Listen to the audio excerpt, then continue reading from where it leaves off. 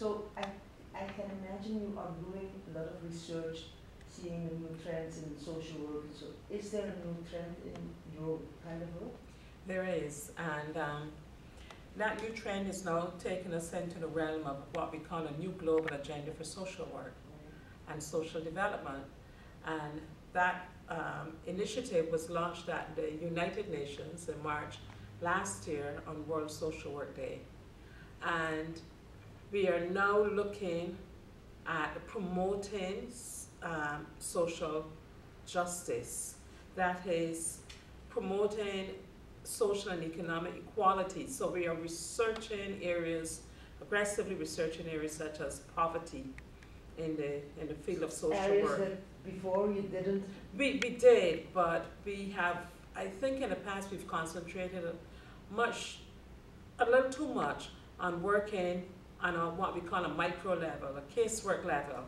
But we really understand that if we do a more broad-based approach to resolving the issues that we face in our societies, then we can address them in a way that they can help more people all at once.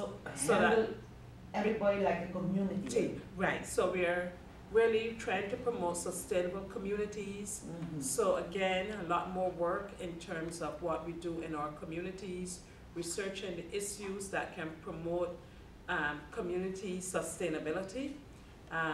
Also the issues confronting persons with disabilities, community violence, family violence. As a case alone. But not as a case, but as a group, because we recognize that we need to do a lot more macro work in order to do the prevention in our societies. One of the themes I see now that the conference is going to handle is decolonization of social work curriculum and practices. Explain. Decolonization of practices? Okay, what we, for many years, since the development of social work in the region, we have really, and not through any fault of our own, but because of our history of colonialization, we have been using more Western approaches to methods from more Western, from Canada in the English-speaking Caribbean, from the USA, and we had to use what we had. But increasingly we recognize that we need to have research and that is Caribbean located. We also need to revise our curricula so that they address the Caribbean, the issues that we face in the region. Homemade. And we have to start, and we are doing that. Recently, we launched a book in the Eastern Caribbean. It was launched in Barbados just last week. And this was a book on preventing child sexual abuse. So we gave perspectives from the Caribbean. It's a very important book.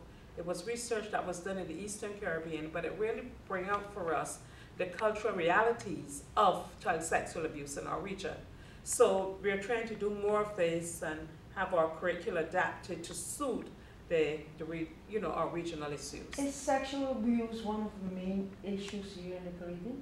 It is bound up a lot with domestic violence, but we do have not only the sexual abuse that is perpetrated through incest, but we also have increasingly the transactional sexual abuse, where you have young girls who have relationships with older men for economic support, and many times this is encouraged by parents, particularly mothers, and this is what the research was able to uncover.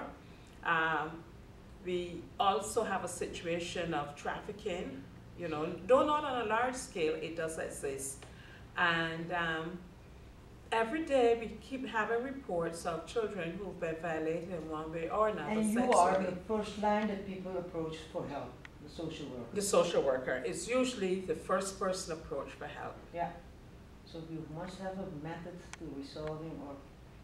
Yes, there are ways to, apart from the prevention, which is aggressively done through public education, there are also the treatment modalities that are employed to help those who have been impacted, the victims. Can decolonize Nice. that also? Yes, yes. We need to know what are the factors that cause the perpetration of child sexual abuse in the region. If we know those factors, then we know what intervention methods we could use. And that's what the research did, the book did? Yes, it has looked at all of that, exactly. Yeah. If